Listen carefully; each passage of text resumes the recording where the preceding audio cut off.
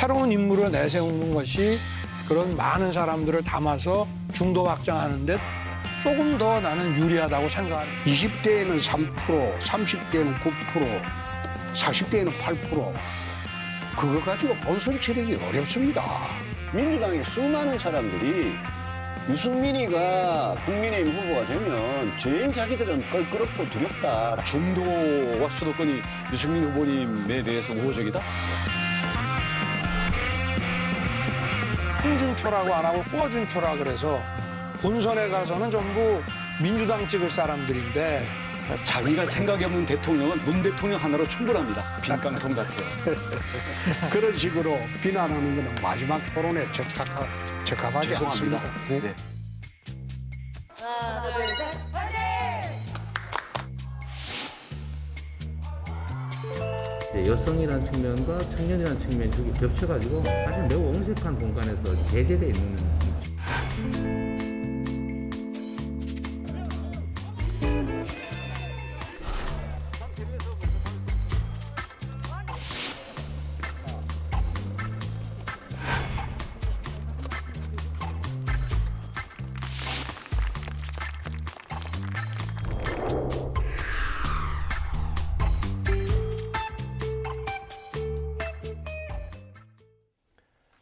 국민의힘이 최종 후보 선출을 위한 마지막 한 주에 돌입했습니다. 어제 있었던 마지막 토론에선 누가 민주당 이재명 후보를 이길 적임자인가를 놓고 열띤 공방이 벌어졌습니다.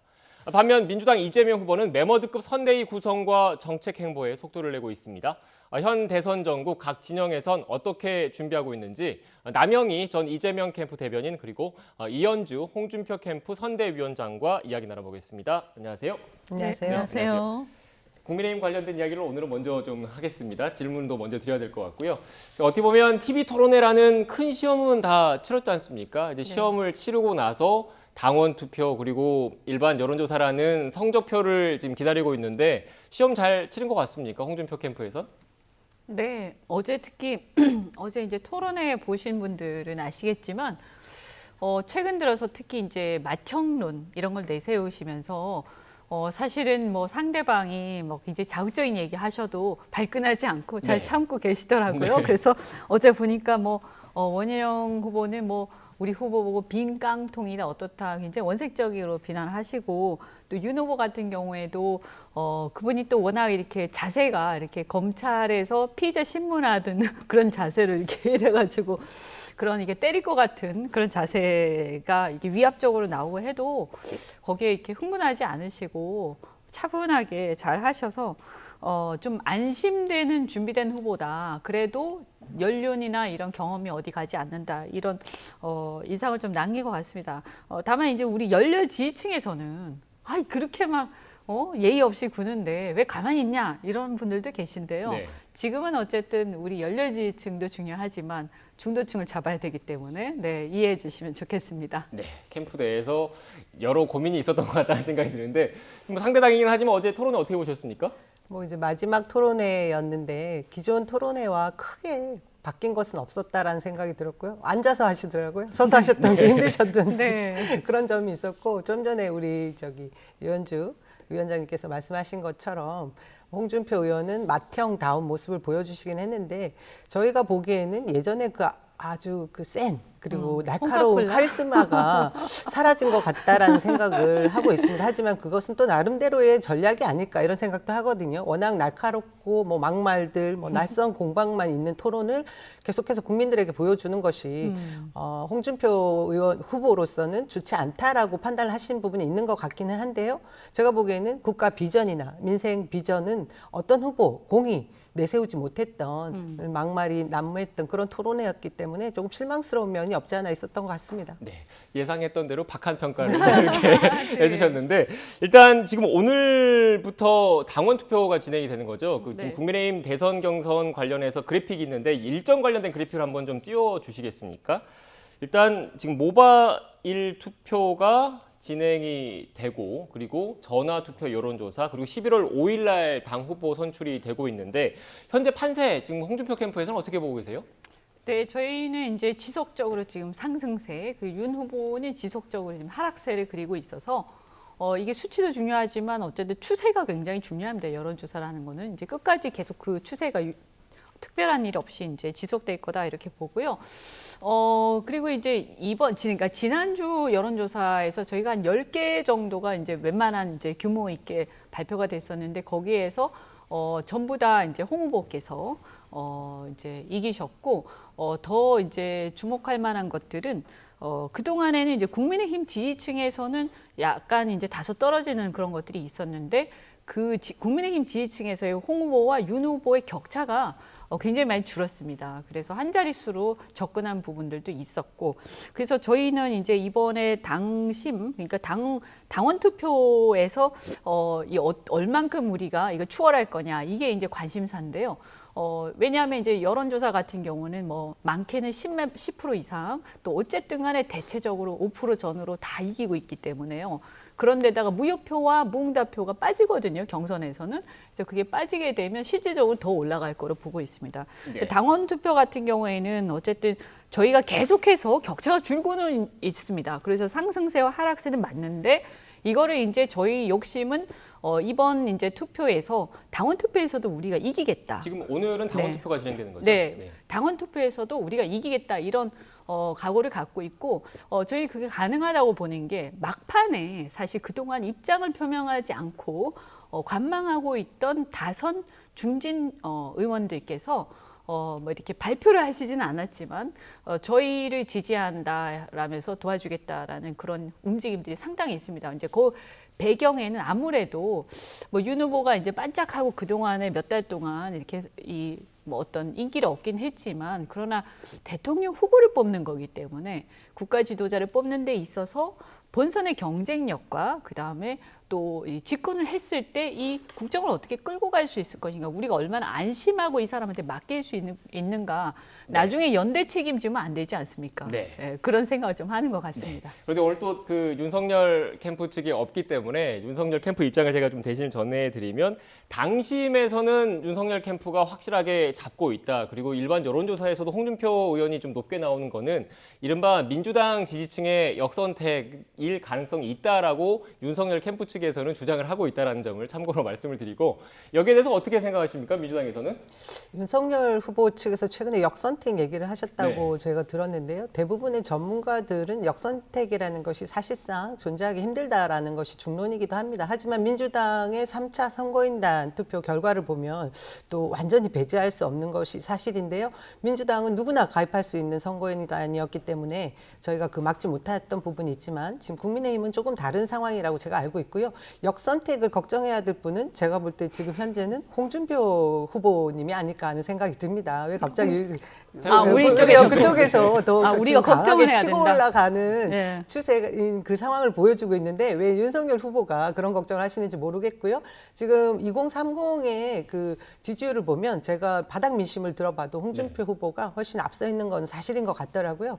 하지만 아까 말씀하신 대로 제가 본 결과도 신규 당원들, 지금 최근에 늘었다고 하나 57만 정도 되는 당원들의 표심이 어디로 가느냐의 문제인데, 그 점에 있어서 윤석열 후보가 그 반 문재인 정부 그리고 복수를 하겠다는 그 지지층의 결집, 이 힘들이 굉장히 크게 작용하고 있는 것이 제가 볼 때는 한 정부를 새롭게 세우는 부분에 있어서는 좋은 작용은 절대 하지 못할 것인데요. 그래도 국민의힘에도 자정 노력이라는 것이 분명히 당원들 사이에 있을 것이라고 보기 때문에 저도 사실 어떻게 될지 지금 가늠하기 어렵고 굉장히 지금 기대가 되고 어떤 결과가 나올지 저도 모르겠습니다. 하지만 전체적인 판단의 흐름은 그래도 윤석열 후보가 조금 더 앞서고 있지 않나라는 그런 결론들을 하고 있더라고요. 네, 일단 지금 뭐 당원 투표 그리고 일반 여론조사를 앞두고 있기 때문에 오는 5일 날 어떤 결과가 나올지를 좀 지켜봐야 할 것 같고, 이런 가운데 또 지금 아니 역선택 우리가 또 먼저. 얘기를 해야 되니까. 그래서 이 뭐 말씀하신 대로 어쨌든 역선택이라는 게 이제 이기는 쪽에서 걱정해야 될 일이죠. 여론조사에서 저희가 앞서가고 있기 때문에 저희가 사실 걱정을 하고 있고요. 네.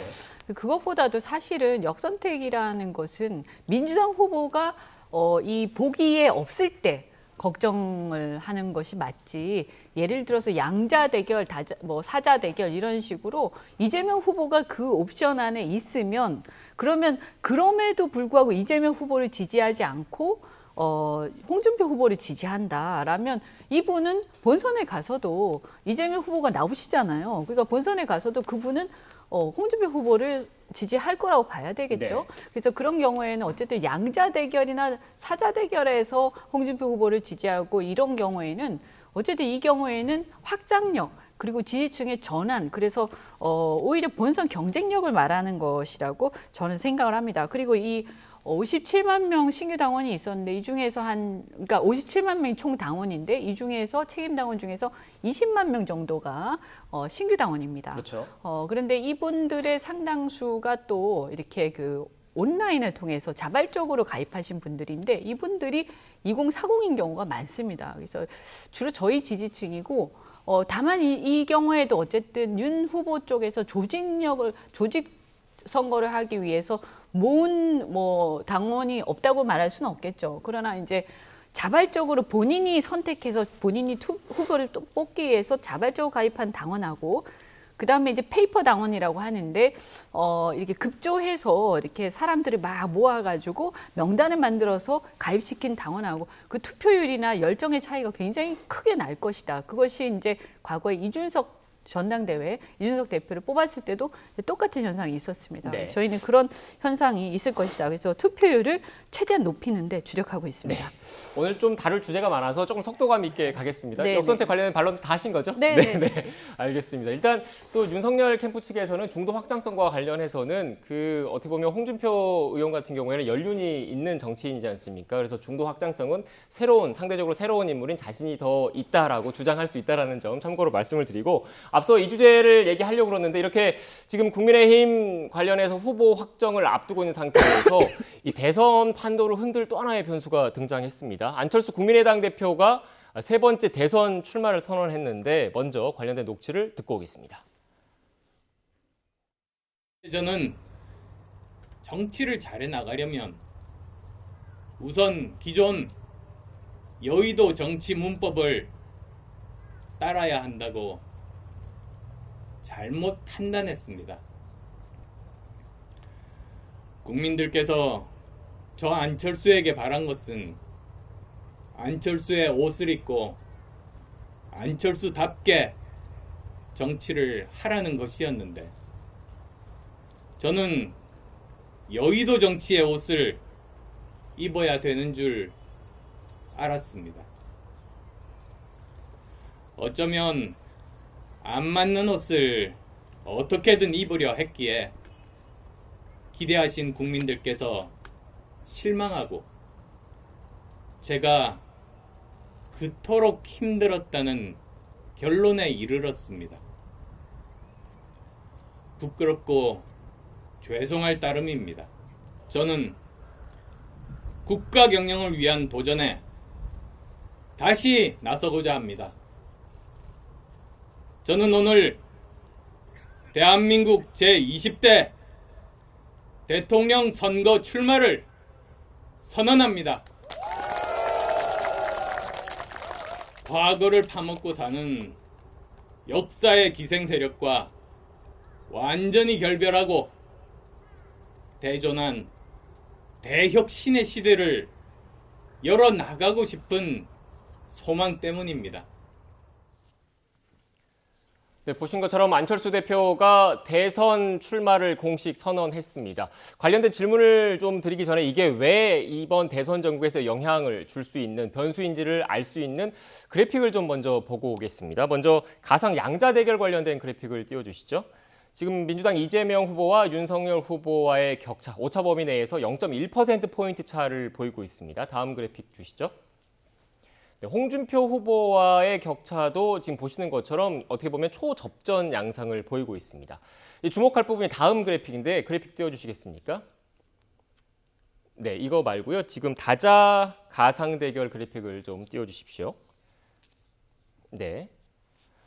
네, 일단 다자 가상 대결을 보면 민주당 이재명 후보 그리고 윤석열 후보 그리고 안철수, 심상정, 김동연 이렇게 여러 후보들을 동시에 놓고 대결을 했을 때는 지금 이재명 후보가 민주당 후보가 이기는 걸로 지금 나오고 있어요. 그러니까 결국 야권표가 분열됐을 경우에는 민주당 후보가 이길 가능성이 크다는 거를 보여주는 상황인데 결국 그것 때문에 안철수 대표, 예, 지금 이 그래픽입니다. 보시는 것처럼 지금 그 다자 대결로 들어갔을 경우에는 지금 이재명 후보가 앞선 결과가 나왔고요. 다음 그래픽도 좀 보여주시죠.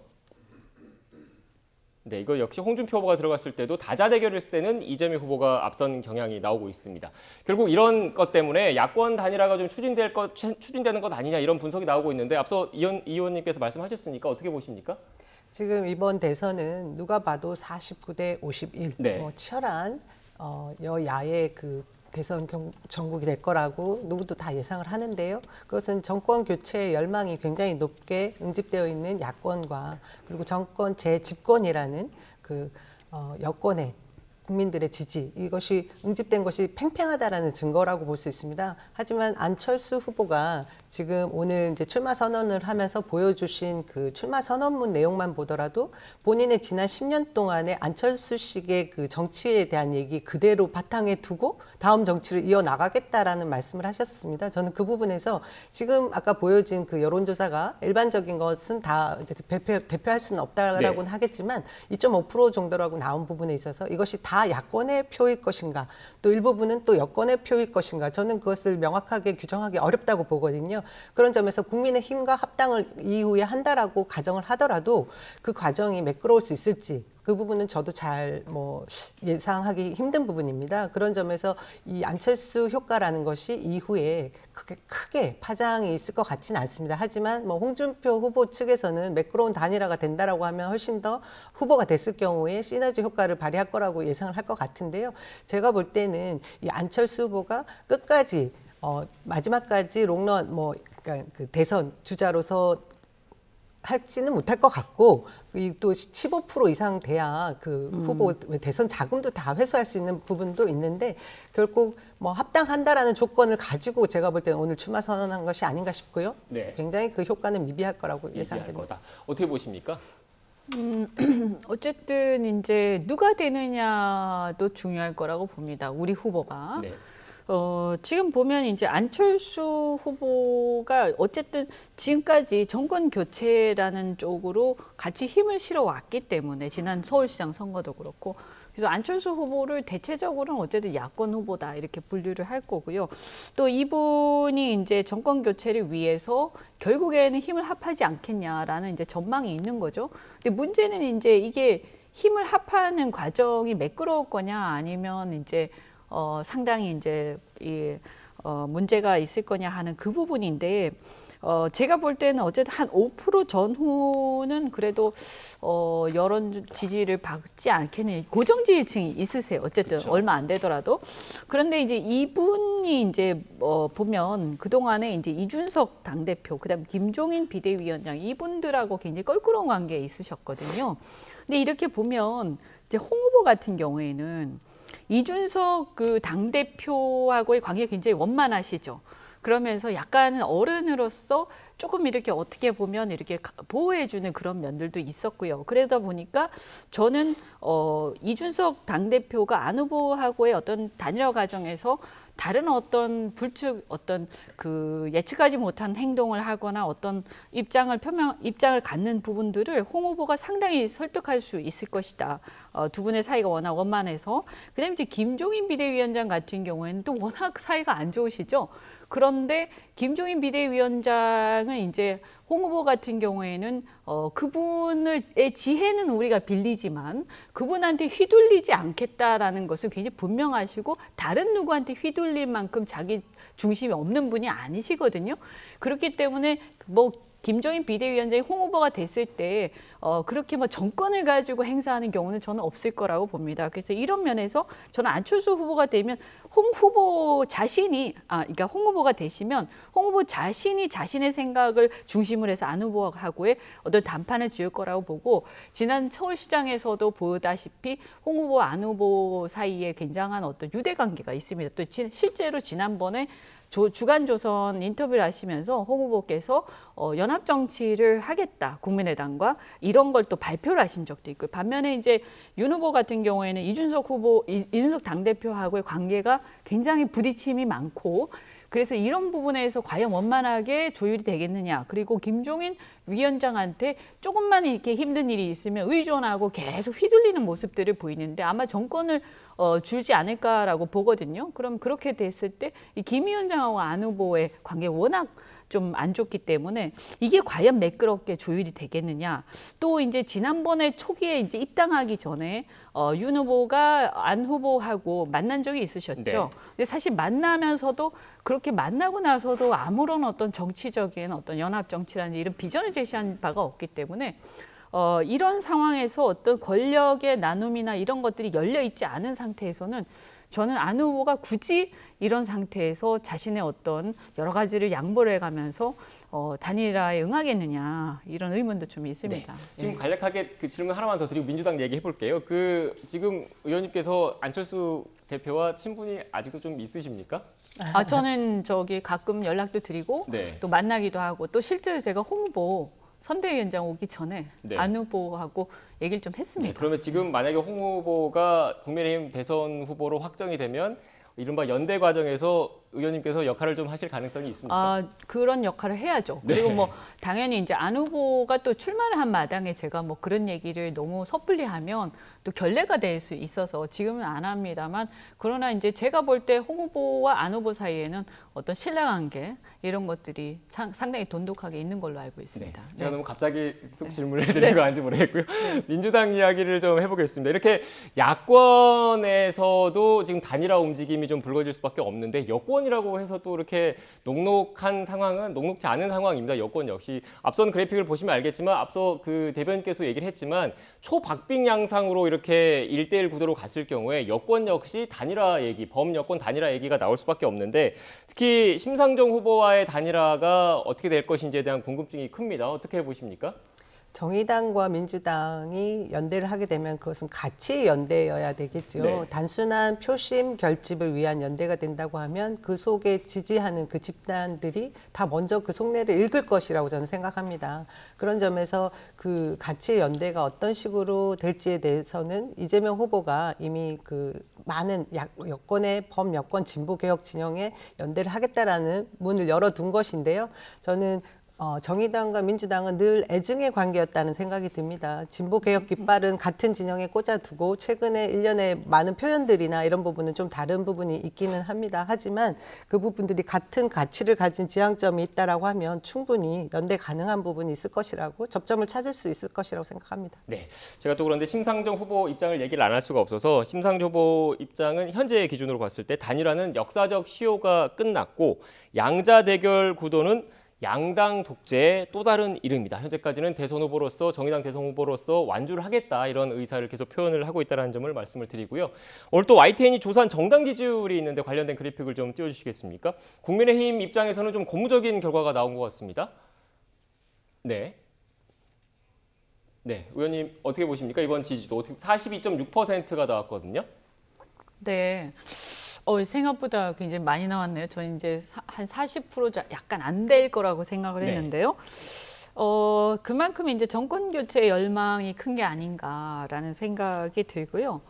어쨌든 현재 상황이 저는 이렇게 봅니다. 이렇게 이 어떤 그 선거 속에서 약간은 양당으로 이렇게 갈라지는 그런 경향들이 좀 있고 거기 그 속에서 또 후보자가 갖고 있는 확장성 이런 것들이 좀 중요한 선거가 아니겠는가. 그래서 이번 선거는 저는 사실은 제3후보의 어떤 그 공간, 그게 많지는 않은 것 같아요. 다만 저는 누가 되느냐에 따라서, 그러니까 이제 후보가 누가 되느냐, 우리는 아직 남아있으니까 경선이. 그래서 누가 되느냐에 따라서 제3후보의 이 지지가 높아질 수도 있고 낮아질 수도 있다. 그런데 보면 어쨌든 지금 홍 후보 같은 경우에는 젊은 층의 지지, 그다음에 중도층의 지지, 그다음에 호남에서 일부 이제 지지 이런 것들이 뒷받침되어 있기 때문에 안 후보하고 지지 기반이 약간 겹치는 부분이 있습니다. 그래서 가치 연대라는 점, 그래서 정치를 혁신하고 이 대권을 둘러싼 소위 말해서 기득권 정치를 좀 청산하고 교체하자라는 면에서는 같은 방향을 갈 수 있지 않을까. 근데 반면에 윤 후보 같은 경우에는 지금 보면 굉장히 그동안의 보수의 정치 기득권 세력이 주변을 둘러싸고 있어요. 본인은 신인이지만. 그래서 이러한 경우에는 접점을 찾기가 쉽지가 않을 수가 있고요. 그리고 더더욱 이게 이제 이런 이제 지지 기반이 또 젊은 층 같은 경우에 윤 후보를 398 후보라고 하지 않습니까? 그래서 20대, 30대, 40대 3%, 9%, 8%의 낮은 지지율이다. 이렇게 해서 지금 보면 이재명 후보보다도 윤 후보가 더 젊은 층에서 지지를 못 받고 있거든요. 이런 상황 속에서는 이 지지 기반이 워낙 다르다 보니까 저는 안 후보가 나왔을 때 이 젊은 층이나 중도층에서 대안을 찾아서 모색할 가능성이 많다. 그래서 상당히 저는 안 후보의 지지가 올라갈 가능성이 있다고 봅니다. 네. 지금 민주당 입장에서는 물론 여론조사 기관마다 정당 지지율 차이가 있다는 점을 미리 시청자 여러분께 말씀을 드리는데 일단 YTN이 조사한 리얼미터가 조사한 결과를 보면 30% 미만으로 지금 떨어진 상태이거든요. 그런데 이재명 대선 후보가 본격적인 대선 행보를 하는 입장에서 민주당 지지율이 이렇게 잘 안 올라온다는 건 좀 부담일 수밖에 없지 않습니까? 저도 지금 저 지지율을 보고 얼마 전에 저희가 국민의힘과 비슷하게 나온 지지율 올라갔던 상승했던 지지율과 많이 차이가 있어서 조금 놀라운데요. 저는 결국은 그런 것 같습니다. 이슈의 중심에 지금 어디 누구가 자리를 하고 있느냐. 이재명 후보가 민주당 후보가 되면서 지금 선대위 구성까지 이제 내일 발표를 하게 되는데 그 사이 약간 소강 상태가 저 여론조사에 반영이 된 것이 아닌가 싶고요. 어찌됐든 토론회의 중심에 있던 야권에 있는 많은 후보들이 이슈의 중심에 있다 보니 정권 재창출에 대한 아까 말씀하신 대로 그런 열망들이 담긴 그 지지율이라고 생각은 되긴 합니다. 한데 제가 볼 때는 이제 양쪽의 후보가 결정이 되고 나면 다시 이제 진영 간의 싸움이 될 거기 때문에 그때는 민주당이 좀 더 분발을 해서 용광로 저희가 원팀을 만들어서 선대위에서 좀 더 노력을 해야 되겠다라는 생각이 저 지지율을 보니까 이제 갑자기 경각심이 좀 들고요. 또 한편 아까 말씀하신 그 안철수 효과에 대한 말씀이 있으셨는데 저는 그 중도층이라는 것이 특별히 있다라는 생각은 들지 않습니다. 하지만 지금 우리 사회의 가장 큰 문제는 한국의 청년들이 좌절하고 있다라는 문제인데요. 그 점에 저는 전략적 접근이 아니라 실질적으로 이 청년들이 좌절하지 않을 수 있는 그 대안적 그 제도를 마련할 수 있는 것이 누가 되느냐가 앞으로 대선의 그 승기를 잡는 요건이 될 것 같습니다. 네, 지금 대변인께서 그 국민의힘 야권 후보들이 이슈의 중심에 있다 보니까 그게 좀 국민의힘 지지율에도 영향을 미치지 않았을까라고 분석을 해주셨는데 그런데 또 일각에서는 이런 논란을 의식해서일까요? 이재명 후보가 어떻게 보면 사회적인 논란을 불러일으킬 수 있는 이슈화가 될 수 있는 정책들을 계속 던지고 있다 이런 분석도 있습니다. 관련한 녹취가 있는데 녹취를 먼저 듣고 오겠습니다. 재난지원금 아직 그 정기 국회가 아직 한 달 정도 더 남았어요. 12월 2일까지가 우리가 예산이 확정이 돼야 되거든요. 지금 한 달 좀 넘는 기간 동안에 이 부분에 대해서 정기 국회에 반영할 수 있는 부분은 최대한 반영해야 된다라고 보이는데 5월 달까지 정부 부처가 예산안을 기재부에다 제출을 하고 기재부하고 조율을 해서 9월 1일자로 정부에다 주지 않습니까? 정기 국회가 9월 달에 시작이 되는데 국감이 10월 말까지 지속이 되어요. 그리고 11월 달에 본격적인 예산 심사거든요. 그러니까 국회 차원에서 실질적인 예산의 증감을 심사하고 재편성하는 권한을 국회에서 가지고 있어요. 네, 그러니까 핵심은 전 국민 재난지원금을 더 주는 게 어떻겠냐, 검토하는 게 어떻겠냐 이런 취지인데 어떻게 보십니까, 의원님께서는? 네, 지금 뭐 대선을 앞두고 네, 본선을 앞두고 하는 것은 적절치 않다고 봅니다. 이게 또 매표행위 논란이 벌어질 수가 있고요. 우선은 뭐 그걸 떠나서 이 재난지원금이 일종의 뭐 어떻게 보면 보편적 그 복지의 일환으로 전부 다 똑같이 다 주는 거 아닙니까? 네. 그런데 사실은 물론 받는 사람은 뭐 자기가 충분히 여유가 있는 사람도 일단 받으면 기분이 좋죠. 그렇지만 우리가 보면 실질적으로 이번에 코로나 상황에서 가장 그 피해를 많이 집중적으로 입은 자영업자들이 계시고요. 그래서 저희 홍준표 후보 같은 경우에는 어쨌든 복지는 우리가 제한된 재원을 갖고 있기 때문에 이것을 어떻게 효율적으로 어디에 초점을 맞춰서 쓰느냐가 중요한데 서민들에게 집중적으로 써야 된다. 그래서 바닥에 있는 그리고 아주 좌절해 있는 분들에게 기회를 줄 수 있는 상황을 만들어가는 게 가장 중요하기 때문에 이 좀 지금 이렇게 너무 이렇게 모든 사람한테 이렇게 뿌리는 식은 지양해야 된다. 우리 돈이 많으면 얼마든지 그럴 수 있습니다. 근데 제한된 재원이기 때문에 그 부분에 대해서는 일단 방식에 대해서도 이견이 있고 그다음에 특히 아까 말씀드린 것처럼 선거를 앞두고 이렇게 하게 되면 이게 여당의 어떤 프리미엄을 활용하는 거기 때문에 그 약간은 저희가 반칙이다 이렇게 생각을 합니다. 네. 정치적인 목적이 있는 것 아니냐 이렇게 말씀을 해주셨는데 어떻게 보십니까? 매번 재난지원금 얘기를 할 때마다 매표행위다 뭐 이런 얘기를 한 지가 저희가 지금 코로나 위기 상황이 거의 한 1년 반, 2년 가까이 되지 않습니까? 그 상황 동안 또 큰 선거들이 계속 있었습니다. 그러다 보니 이런 뭐 볼멘 소리를 하는 것이 야당의 입장에서는 제가 볼 때 일면 뭐 저 이해가 되는 부분이 있습니다. 하지만 전 세계적으로 그 재난지원금을 개인에게 현금으로 살포한 곳이 굉장히 많지만 매표 행위다 뭐 이런 식으로 발목 잡았던 야당이 있다는 얘기는 아직 못 들어봤고요. 재정에 대한 부분들을 말씀하셨는데 우리 국가가 지금 사상 최대 수출 실적과 그리고 부동산 세수 등으로 인해서 초과 세제가 재정이 거의 40조에서 50조 달한다고 하고요. 정확한 추계는 나오지 않았지만 10조 원 이상의 추가 세수가 걷어졌다고 합니다. 그런 점에서 지금 국가가 코로나 위기 상황에 외국의 경우에는 봉쇄 전력까지 썼지만 저희는 뭐 몇 명까지 제한을 해라 그리고 몇 시까지 영업을 하지 말라 이런 강한 강제 조항을 뒀는데도 국민들이 잘 따라오지 않았습니까?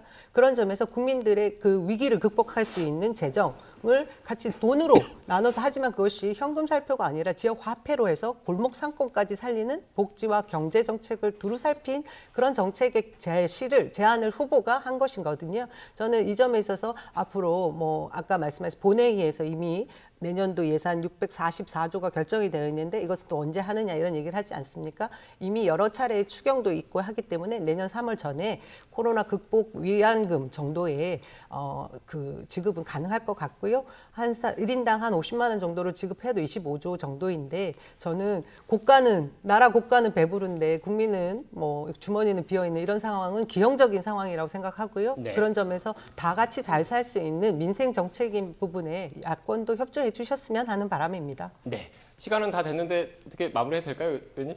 요거만 짧게 한 말씀만 드리겠습니다. 그래서 이제 지금 보면 문재인 정권에서 이제 부동산 세수 확보에 굉장히 성공을 하셨어요. 근데 이게 이제 보면 물론 이제 부동산으로 차익을 많이 얻으신 분들도 계시지만 실제로 보면 그냥 한 1주택, 그냥 노년에 1주택만 갖고 계신 중산층들도 많고 또 그러다 보니까 양도세나 이런 것이 너무 높다 보니까 거래가 안 돼가지고 사실은 매물이 안 나오고 그래서 결과적으로 집값이 오르는 원인이 되고 있거든요. 그래서 젊은 층들이 집을 못 사고 있고요.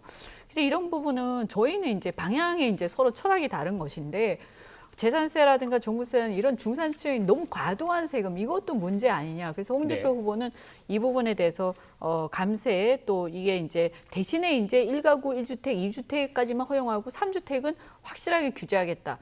이런 얘기를 또 하고 계십니다. 어쨌든 매표 행위 자체도 우리가 비판하지만 저희는 어쨌든 서민들한테 기회를 주는 거 그리고 더 효율성 이런 것들을 더 따지자는 거죠. 막판에 야당 입장에서 말씀해 주실 줄 알았더니 홍준표 캠프 꿀 홍보를 지금 이렇게 마무리로 해주시고 또 정리가 되겠죠? 알겠습니다. 같은 입장일 겁니다. 아마 대부분이. 일단 뭐 그 오늘 5일에 그 국민의힘 후보가 결정이 되면 그 이후에 이렇게 이런 사회 정책적인 국민의 삶과 직결되는 정책과 관련해서 치열한 논쟁과 공방이 있지 않을까 싶고요. 그 이후에 다시 한번 또 모셔서 이야기를 나눠보겠습니다. 지금까지 남영희 전 이재명 캠프 대변인, 이현주 홍준표 캠프 선대위원장과 이야기 나눴습니다. 오늘 말씀 고맙습니다. 네, 감사합니다. 고맙습니다.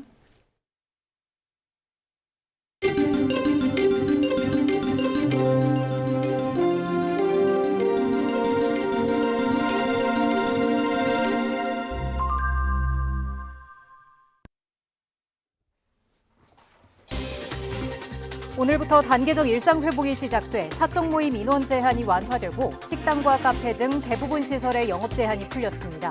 지난주 코로나19 감염 재생산 지수가 1을 넘어서면서 확산 추이가 다시 증가세로 돌아섰습니다. 이태원 등 서울 번화가 곳곳에 헬로윈 인파가 대거 몰려서 코로나19 추가 확산 우려가 나오고 있습니다. 지난 4월 동안 전국에서 1,200여 명이 방역수칙 위반 등으로 적발됐습니다. 내일 대규모 선대위를 출범시킬 예정인 민주당이 오늘 오후 선대위원장과 본부장급 등 1차 인선 결과를 발표합니다. 국민의힘 대선 후보 선출을 위한 당원 투표가 시작과 함께 높은 투표율을 보여 2시간 반 만에 30%에 육박하고 있습니다. 국민의당 안철수 대표가 대선 출마를 선언하며 세 번째 대권 도전에 나섰습니다. 내년 대선이 여야의 초박빙 승부가 예측되는 만큼 캐스팅 보트를 진 안 대표의 향후 역할이 주목되고 있습니다. 지난달 수출이 작년 동기 대비 24% 늘어 555억 달러를 넘어서며 10월 기준 역대 최고를 기록했습니다. 이로써 월별 수출액은 12개월 연속 증가했고 무역 수지는 16억 9천만 달러로 18개월 연속 흑자를 이뤘습니다.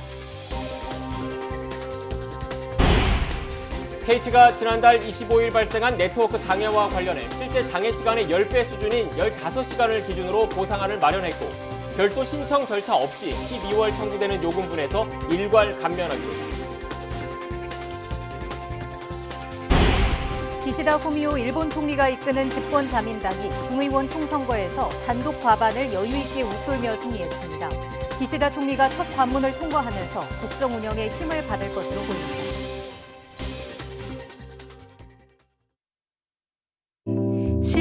시작해버린 것을 쏟아지는 햇살 속에 입이 바싹 말라와도 할 수 없죠.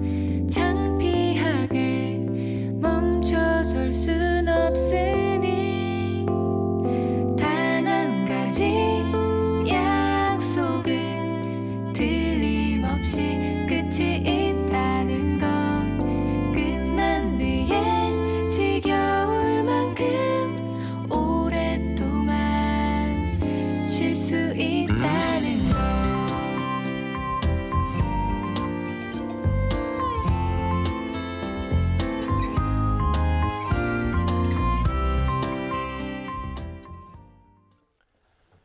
뉴스N 이슈 2부 시작하겠습니다. 코로나19 신규 확진자가 1,686명으로 하루 전보다 375명 줄어서 다시 2,000명 아래로 내려왔습니다.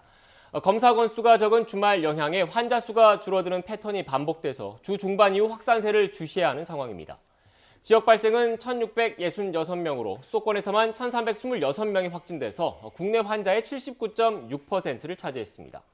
비수도권 비중은 20.4%로 대구와 부산, 경남 등을 중심으로 감염이 확산했습니다. 숨진 환자는 9명이 늘어서 국내 사망 누적은 2,858명입니다. 위중증 환자는 11명이 늘어 현재 343명입니다. 피해 최소화를 위한 백신 1차 접종은 어제 하루 2,736명이 받아 누적 4,113만 8,792명, 접종률은 80.1%입니다. 이 가운데 2만 354명이 접종을 완료해서 누적 3,868만 1,202명, 접종률 75.3%로 집계됐습니다. 충남 금산군에서 코인 노래방을 매개로 한 코로나19 집단 감염이 이어지고 있습니다. 금산군 보건소는 지난달 25일 10대가 확진된 이후 함께 노래방을 갔던 친구와 가족 등으로 연쇄 감염이 진행돼 누적 확진자가 47명으로 늘었다고 밝혔습니다. 금산군은 접촉자와 감염자가 나온 8개 초중 고교 수업을 비대면으로 전환하고 진단검사를 확대했습니다. 경찰이 헬로윈 기간 합동 단속을 벌였습니다. 전국에서 1,200여 명을 방역수칙 위반 등으로 적발했습니다. 경찰청은 지난달 29일에서 31일 사이 전국에서 1,289명이 감염병 예방법 위반 등으로 단속에 적발됐다고 밝혔습니다. 헬로윈 전날인 지난달 30일 적발된 사람이 630명으로 가장 많았고 지난달 29일과 31일이 뒤를 이었습니다. 특히 서울 강남구의 일반 음식점은 지난달 30일 무대 등을 설치해서 클럽처럼 영업하다가 업주와 손님 등 234명이 무더기로 적발되기도 했습니다. 지난주 코로나19 감염 재생산 지수가 2를 넘어서면서 감염 확산세가 증가세로 다시 돌아섰습니다. 감염 재생산 지수는 확진자 1명이 몇 명을 감염시켰는지를 보여주는 지표입니다. 중앙재난안전대책본부는 지난주 감염 재생산 지수가 1.03으로 직전 3주 동안 1 미만에서 증가했다고 밝혔습니다. 환자 규모 기준으로도 그 전주보다 377.5명이 늘어 증가율이 28.2%에 달했습니다. 오늘 새벽 5시부터 코로나19 단계적 일상회복 첫 단계가 시작됐습니다. 정부는 지난달 29일 확정한 단계적 일상회복 3단계 이행 계획에 따라 오늘부터 1단계 방역 완화 계획을 시행한다고 밝혔습니다. 이에 따라 수도권은 10명까지, 비수도권은 12명까지 모일 수 있고 식당과 카페 등 대부분 시설의 영업 제한이 풀려서 24시간 영업이 가능합니다. 새벽 영업은 내일 오전부터 시작됩니다. 다만 감염 고위험 시설인 유흥시설, 콜라텍, 무도장만 밤 12시 영업 제한을 받습니다. 단계적 일상 회복에 맞춰서 군에서도 방역 수칙이 조금씩 완화됩니다. 오늘부터 장병들의 외출과 면회가 전면 허용될 예정인데 한때 검토했던 영내 노마스크는 허용하지 않기로 했습니다. 이승윤 기자입니다. 코로나19 상황에서 툭하면 휴가가 통제되고 외출과 면회까지 금지되면서 장병들은 고립감에 시달려왔습니다. 정부의 단계적 일상회복 지침에 맞춰 오늘부터 군 장병의 평일 외출과 면회가 전면 허용됩니다. 평일 외출을 통해서 친구들도 만나고 주말에 부모님과 면회도 할 수 있게 되어서 너무 기쁘게 생각됩니다. 다만 외박은 당분간 통제되고 면회를 오는 사람은 접종 증명서나 48시간 이내 음성 확인서를 제출해야 합니다. 휴가는 현행대로 실시하되 적체 인원이 있으면 확대할 수 있도록 했습니다. 이제 가족들도 만나고 친구들도 만나며 회복도 하고 남은 군 생활도 열심히 개인 방역 지침 준수하면서 할 수 있을 것 같아서 좀 더 힘 받고 열심히 할 수 있을 것 같습니다. 민간인 접촉이 제한된 곳에서만 실시하던 부대 훈련도 방역 대책을 세워 정상 시행됩니다. 문제는 휴가자들을 통해 군내 돌파 감염과 집단 감염이 끊이지 않고 있다는 점. 최근 일부 부대에서 발생한 집단 감염이 반복되지 않도록 지휘관과 간부들부터 경각심을 갖고 솔선수범하여 방역 지침을 준수해 줄 것을 당부합니다. 국방부는 한때 검토됐던 영내 노마스크는 허용하지 않기로 했습니다. 방역 대책은 더 강화해 입영 후 2차례 실시하는 PCR 검사를 한 차례 더 늘립니다. 또 군병원 의료진 3,000명은 오늘부터, 육해공군 약 50만 장병은 내년 1, 2월에 추가 접종 부스터샷을 추진하기로 했습니다. YTN 이승윤입니다. 오늘부터 문화예술시설에도 방역 지침이 많이 완화됐습니다. 영화관에서는 이제 상영관 안에서 음식을 먹으면서 영화를 볼 수 있게 됐고 미술관이나 박물관 인원 제한 규정을 없앤 것도 있습니다. 영화관에 취재기자 나가 있습니다. 김혜은 기자. 네, 서울 용산 CGV에 나와 있습니다. 네, 아무래도 가장 빨리 변화를 느낄 수 있는 곳이 영화관일 것 같은데 달라진 점이 눈에 띕니까? 네, 오늘은 월요일이라서 관객이 그다지 많지는 않지만 이전과는 다른 모습들이 조금씩 보이고 있습니다. 지금 제가 서 있는 곳은 이런 팝콘 등을 살 수 있는 매점 앞입니다. 어제까지만 해도 이렇게 팝콘을 구매하면 여기 마련된 취식존에 앉아서 다 먹은 다음에 상영관에 들어갈 수 있었습니다. 하지만 오늘부터는 팝콘을 들고 상영관에 들어가서 영화를 관람하면서 음식을 먹을 수 있게 됐습니다.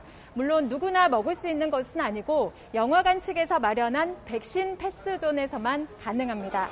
백신 패스관은 백신을 2차 접종까지 완료한 사람이나 48시간 내 코로나19 PCR 검사에서 음성 판정을 받은 사람만 가능합니다. 18살 이하 학생은 백신 접종과 상관없이 학생증을 소지하면 입장할 수 있습니다. 백신 접종자라고 해도 음식을 먹는 상영관이 꺼려진다면 기존 일반 상영관을 이용하면 됩니다. 극장 측은 우선 전체 상영관의 20에서 30% 정도를 백신 패스관으로 운영하고 향후 관객의 선호도를 바탕으로 더 늘릴지 판단할 예정입니다. 제한적이기는 하지만 상영관 안에서 음식을 먹을 수 있게 된 건 지난해 말 3차 유행으로 금지한 이후 거의 1년 만입니다. 이 밖에 오늘부터는 수도권에서도 자정 이후에 심야 영화를 볼 수 있습니다. 영화진흥위원회에서 오늘부터 영화표 6,000원 할인 쿠폰도 발행하는데 전국 521개 영화관에서 받아서 바로 사용할 수 있습니다. 국공립미술관이나 박물관에서도 방역 지침이 완화됐습니다. 국립현대미술관과 서울시립미술관 등은 오늘부터 사전 예약제가 사라져서 관람 인원 제한이 없어집니다. 다만 관람객이 몰리는 이건희 컬렉션 특별전은 예약해야 관람이 가능한데 시간당 관람 인원은 30명에서 60명으로 2배 늘립니다. 코로나19로 침체된 문화예술계는 단계적 일상 회복 방안을 조심스레 반기고 있습니다. 하지만 대규모 유행에 대한 우려도 큰 만큼 개인 방역 수칙을 더욱 철저히 지키는 게 중요해졌습니다. 지금까지 서울 용산 CGV에서 YTN 김혜은입니다.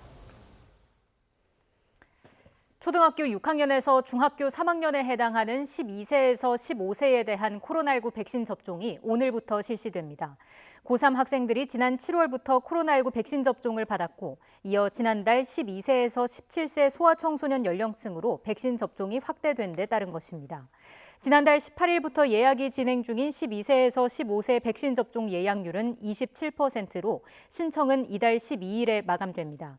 예약을 마친 12세에서 15세는 오늘부터 27일까지 화이자 백신을 위탁 의료기관에서 접종받을 수 있고 예약과 관계없이 자녀 백신을 이용해서 당일 접종도 가능합니다. 이와 함께 백혈병 환자나 장기 이식 환자, 면역 억제제를 쓰는 사람 등 면역 저하자에 대한 추가 접종도 오늘부터 실시됩니다. 당국은 면역 저하자 중 기본 접종을 마친 뒤 2개월이 지난 사람에게 추가 접종을 시행한다고 밝혔습니다. 추가 접종은 원칙적으로 기본 접종 6개월 뒤에 할 수 있지만 면역 저하자와 얀센 접종자의 경우 접종 효과를 고려해 예외적으로 2개월 뒤부터 가능하도록 했습니다. 미국 식품의약국 FDA가 10대 청소년에 대한 모더나 백신의 긴급 사용 승인이 내년 1월까지는 나오지 않을 것이라고 모더나에 통보한 것으로 확인됐습니다. 모더나는 현지 시각 31일 성명을 내고 FDA가 백신 접종 후 심근염 위험에 대한 최근 국제 분석 결과를 평가하는데 시간이 더 필요하다는 입장을 전했다고 밝혔습니다. FDA는 북유럽 4개국이 최근 심근염 위험을 들어 30세 이하 등 젊은 남성들에 대한 모더나 백신 접종을 금지한 이후 모더나 백신이 10대 청소년들에게 심근염과 같은 희귀 부작용을 일으킬 수 있다는 보고를 검토하고 있습니다. 태국이 오늘부터 한국 등 63개국의 코로나19 백신 접종 완료자들의 무격리 입국을 허용했습니다. 이에 따라 63개국에서 백신 접종을 완료하고 코로나 음성 증명서를 가진 이들은 태국 도착 후 호텔에 머물며 실시하는 유전자 증폭 PCR 검사에서 음성이 확인되면 격리 없이 이동이 가능합니다. 조 바이든 미국 대통령의 유럽 순방에 동반하지 않아 궁금증을 자아냈던 젠 사키 백악관 대변인이 코로나19에 확진됐다고 밝혔습니다. 가족에게서 옮은 돌파 감염으로 확진 전에 자가격리에 들어갔다지만 백악관 내 추가 감염에 대한 우려도 나오고 있습니다. 이동헌 기자의 보도입니다. 현지 시각 28일 G20 정상회의 참석차 로마로 출발한 조 바이든 미국 대통령의 에어포스 원에 탑승하지 않아 궁금증을 불러일으킨 젠 사키 백악관 대변인이 코로나19 확진 사실을 알렸습니다. 성명과 트윗을 통해 사키 대변인은 가족이 확진 판정을 받은 지난 수요일 27일부터 자가격리에 들어갔다고 밝혔습니다. 이후 매일 받은 PCR 검사에서 토요일까지는 음성이 나왔지만 일요일 검사에서 양성이 나왔다고 전했습니다. 사키 대변인은 정보의 투명성을 위해 자신의 확진 사실을 알린다며 백신 덕분에 가벼운 증상을 겪고 있다고 말했습니다. 자신이 바이든 대통령과 마지막으로 만난 때는 격리 전날인 화요일로 1.8m 이상 거리를 두고 마스크를 쓰고 있었다고 밝혔습니다. 또 수요일 이후 다른 백악관 직원들과의 밀접 접촉은 없었다고 덧붙였습니다. 사키 대변인을 비롯해 백악관 직원들은 모두 백신 접종을 완료했고 대부분 추가 접종, 부스터샷까지 맞은 상태입니다. 바이든 대통령도 FDA가 부스터샷을 승인한 직후인 9월 27일 추가 접종을 했습니다. 하지만 돌파 감염이 백악관 한가운데서 확인된 만큼 이번 해외 순방에 동행한 백악관 직원들을 대상으로 매일 PCR 검사가 이루어지고 있습니다. 바이든 대통령은 가장 최근에 받은 지난 토요일 검사에서 음성이 나왔습니다. 사키 대변인은 앞으로 회복돼 음성이 나오면 이후 10일간의 추가 격리를 거친 뒤 백악관에 복귀할 예정입니다. YTN 이동헌입니다. 더불어민주당이 오늘 오후 이재명 후보를 뒷받침할 선거대책위원회 1차 인선 결과를 발표합니다. 민주당은 오늘 오후 기자간담회를 열고 그동안 당과 이재명 후보가 논의해온 내용을 바탕으로 선대위 위원장들과 본부장급 인선을 공개할 예정이라고 고용진 수석 대변인이 전했습니다. 이와 관련해 송영길 대표는 오늘 최고위원회의에서 내일 선대위가 출범하면 대선 승리를 향한 127일의 대장정에 돌입하게 된다며 경선에 참여했던 모든 경쟁자들과 함께 어려움을 뚫고 하나의 힘이 되겠다고 강조했습니다. 국민의힘 대선 후보 선출을 위한 당원 투표가 시작과 함께 높은 투표율을 보이고 있습니다. 오늘 오전 9시에 시작한 당원 모바일 투표에서 오전 11시 반 기준 투표율이 28.7%를 기록했습니다. 역대 최고치를 기록했던 지난 2차 예비 경선 때보다 같은 시각 기준 3%포인트 높은 수치로 최종 투표율이 60% 선을 가뿐히 넘길 거라는 전망도 나오고 있습니다. 국민의당 안철수 대표가 더 늦기 전에 산업화, 민주화 시대를 넘어서 선진화 시대로 가는 시대 교체를 해야 한다면서 대선 출마를 선언했습니다. 안 대표는 국회 본청 앞에서 출마 선언 회견을 하고 기득권 양당이 간판 선수만 교체하는 정권 교체는 구적폐를 몰아낸 자리에 신적폐가 들어서는 적폐 교대라면서 이같이 밝혔습니다. 또 당선되면 임기 중반에 여야가 합의한 조사 방법으로 국민 신뢰를 50% 이상 받지 못하거나 22대 총선에서 소속 정당이 제1당이 되지 못하면 깨끗하게 물러나는 중간평가를 받겠다면서 다른 후보들도 중간평가를 약속하길 권했습니다. 유럽을 순방하고 있는 문재인 대통령이 이탈리아 로마를 떠나서 두 번째 방문국인 영국의 글래스고에 도착했습니다. 앞서 문 대통령은 현지 시각 10월 31일 로마에서 G20 정상회의 둘째 날 일정과 공급망 관련 글로벌 정상회의를 모두 마친 뒤 영국으로 이동했습니다. 영국에선 현지 시각 1일 열리는 COP, 즉 UN 기후변화협약 당사국 총회에 참석해 상향된 2030 국가 온실가스 감축 목표 등을 발표할 예정입니다.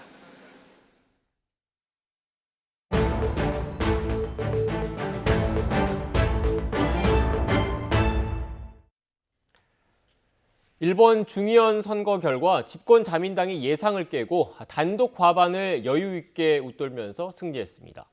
집권 9년 동안의 숱한 문제에도 불구하고 유권자들은 야당 대신 다시 자민당 손을 들어줬습니다. 일본 연결해서 보다 자세히 알아보겠습니다. 이경아 특파원. 네, 도쿄입니다. 네, 접전 지역이 많아서 자민당 단독 과반 불투명하다 이런 예상도 있었는데 의외로 자민당이 선전한 것 같습니다. 네, 그렇습니다. 오늘 새벽 5시를 넘어 나온 최종 개표 결과를 보면 자민당은 단독 과반 233석을 여유 있게 웃도는 261석을 확보했습니다.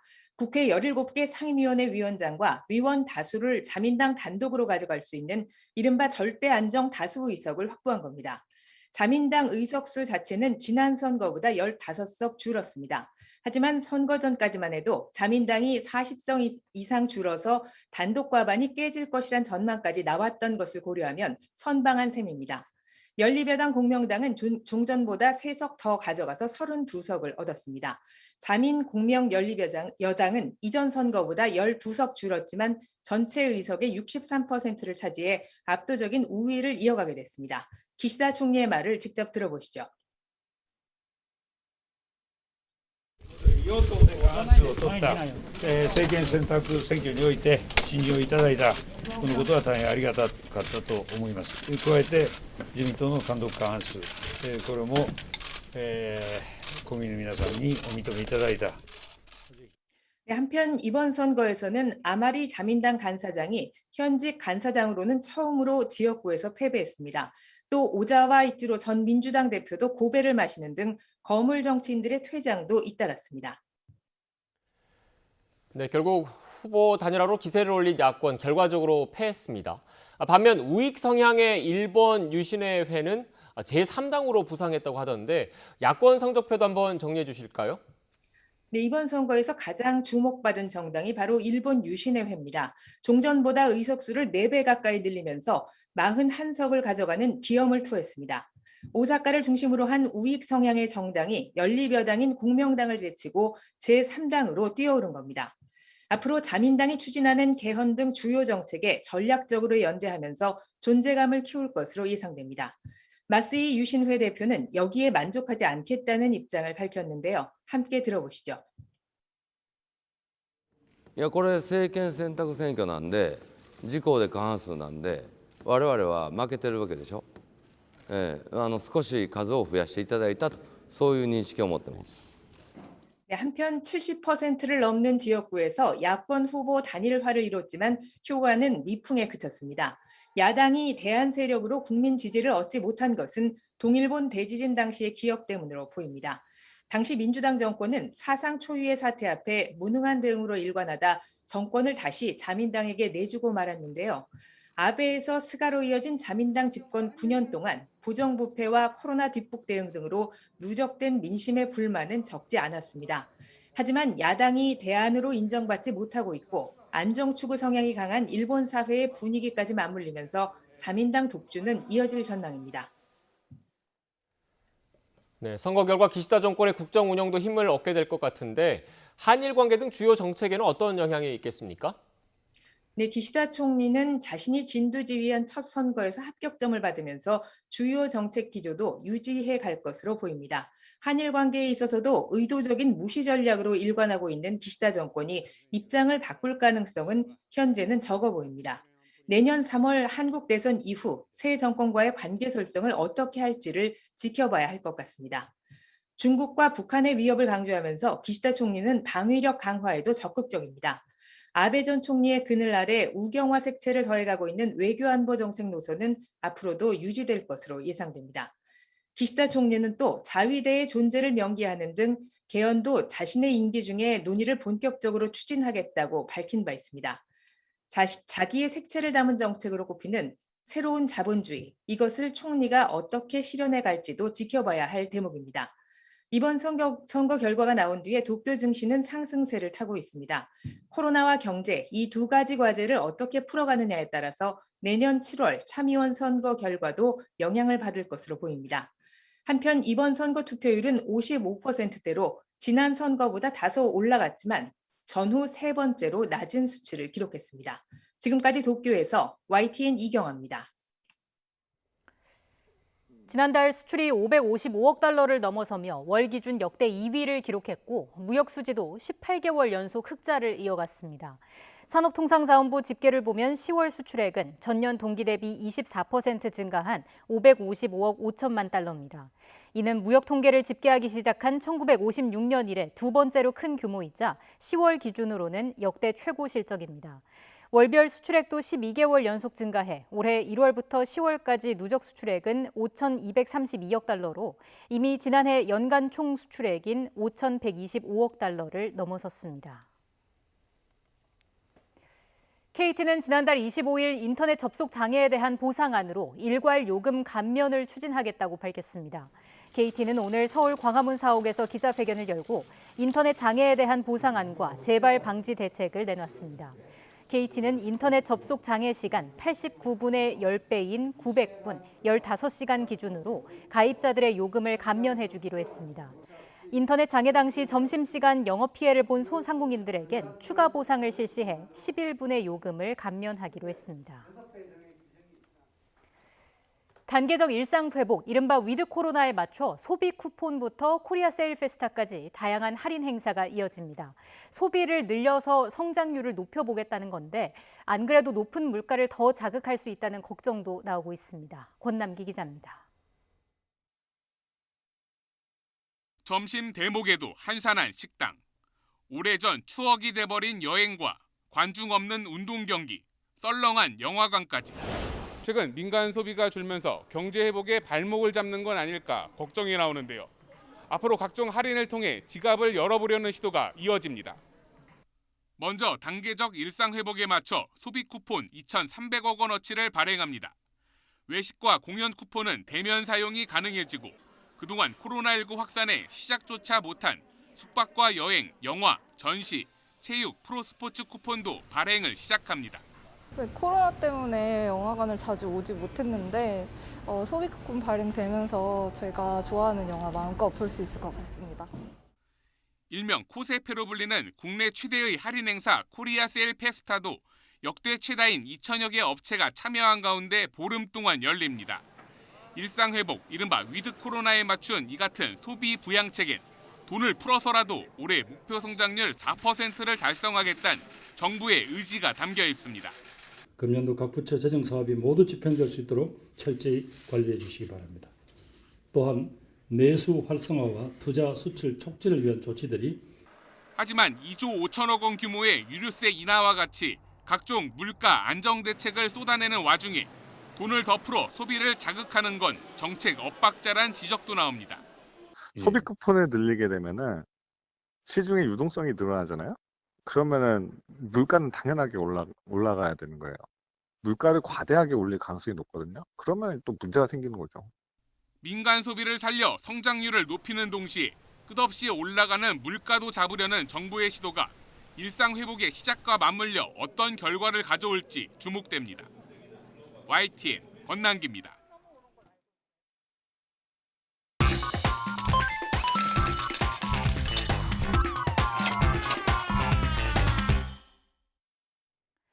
오늘의 경제 지표입니다. 먼저 국내 증시부터 보시겠습니다. 11월 첫날인 오늘 코스피는 상승 곡선을 그리고 있습니다. 단계적 일상 회복으로 전환되며 경기 회복에 대한 기대감이 반영된 모습인데요. 지난주 미국 증시 3대 지수가 사상 최고치로 마감한 것도 투심을 자극하는 모습입니다. 코스닥도 상승세를 보이는 가운데 천선을 회복할 수 있을지 주목되고 있습니다. 이어서 이 시각 환율 상황 보시죠. 미국의 물가 상승세가 이어지면서 달러화가 강세를 보이고 있습니다. 원달러 환율 이 시각 현재 1,170원대 중후반에서 거래가 되고 있습니다. 향후 환율 움직임은 미 연방공개시장위원회 결과 코스피 지수 그리고 이와 관련한 외국인 동향 등에 영향을 받을 것으로 보입니다. 위안원 직거래 환율은 1위안당 183원 선 기록하고 있습니다. 지금까지 오늘의 경제지표였습니다.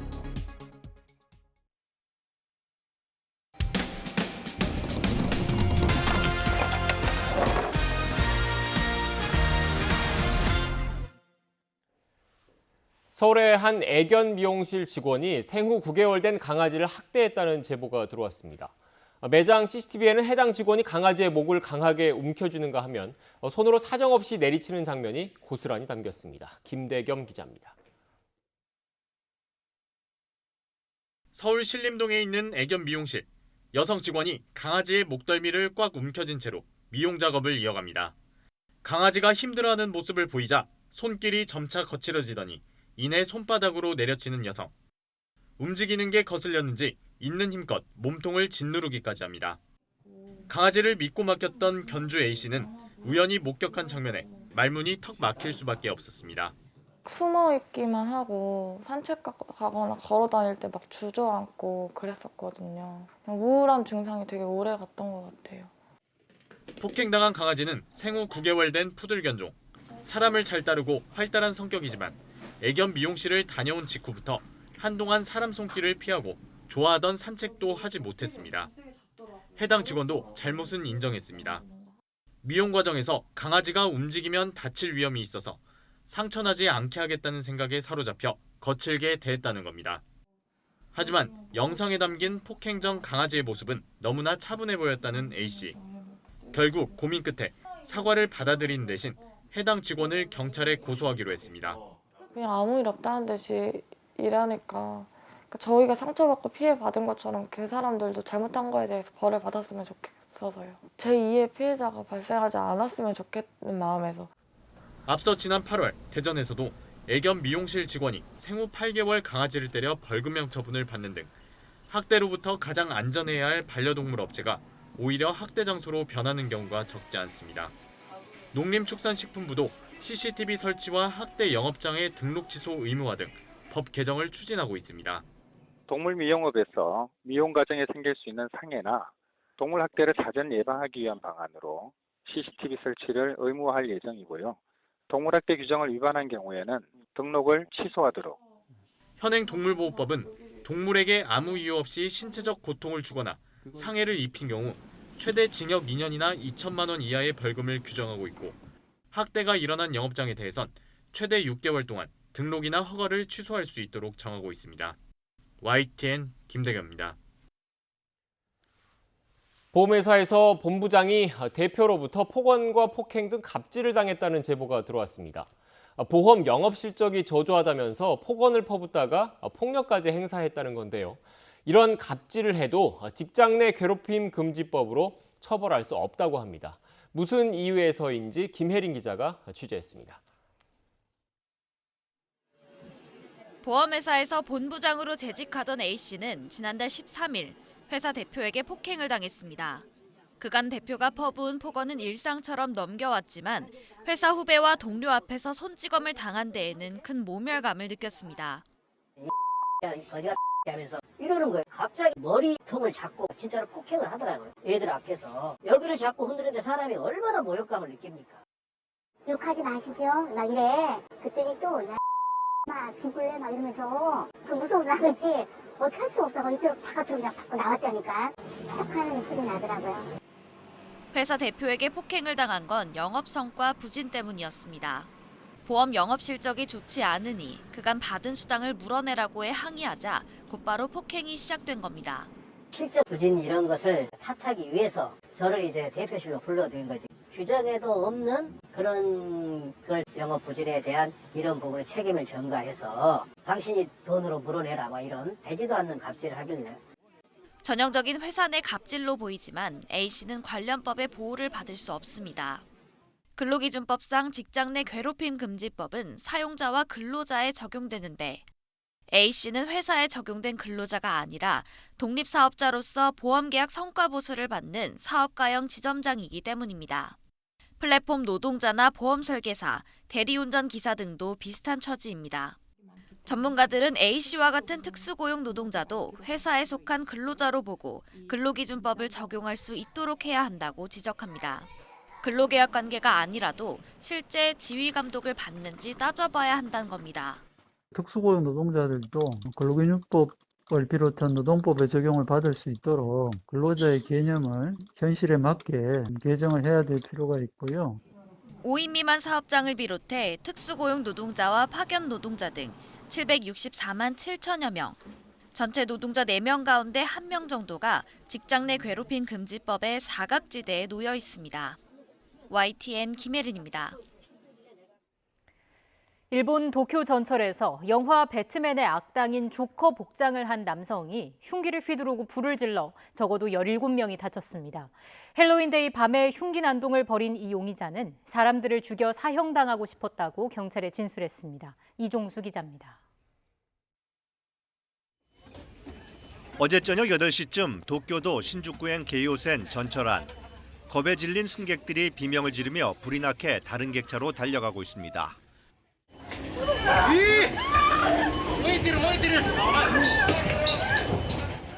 뒤편 객차에선 화염이 치솟고 있습니다. 전철이 역에 도착하자 승객들이 창문을 열고 필사적으로 뛰어내립니다. 전철 내 묻지마 칼부림과 방화로 17명이 다쳤고 칼에 찔린 70대 남성은 중태에 빠졌다고 교도통신이 보도했습니다. 경찰은 현장에서 자신을 핫도리 교타라고 한 24살 용의자를 체포했습니다. 영화 배트맨의 조커 복장을 한 용의자는 경찰 조사에서 사람들을 죽여 사형당하고 싶었다고 진술했습니다. 올림픽이 한창이던 지난 8월 도쿄 전철에서 30대 남성이 승객 10명에게 흉기를 휘두른 사건을 참고한 것으로도 전해졌습니다. 승객들은 조커 복장과 흉기에 있는 피가 가짜로 보여 용의자를 처음에는 헬로윈데이 파티 참가자로 여겨 피해가 컸습니다. 일본에서는 주행 중인 열차 내 무차별 흉기 난동이 최근 몇 년 사이 잇따르고 있습니다. 이번 용의자가 참고한 지난 8월 도쿄 전철 사건에 앞서 2018년에도 신간센 고속열차에서 흉기 난동이 발생해 1명이 숨지고 2명이 부상했습니다. YTN 이종수입니다. 11월의 첫날인 오늘 가을색이 한층 더 짙어졌습니다. 낮 동안에 하늘도 맑고 공기도 깨끗해서 바깥 활동하기 한결 수월하겠는데요. 오늘 서울의 한낮 기온은 16도로 어제보다는 4도가량이 낮아서 선선하게 느껴지겠습니다.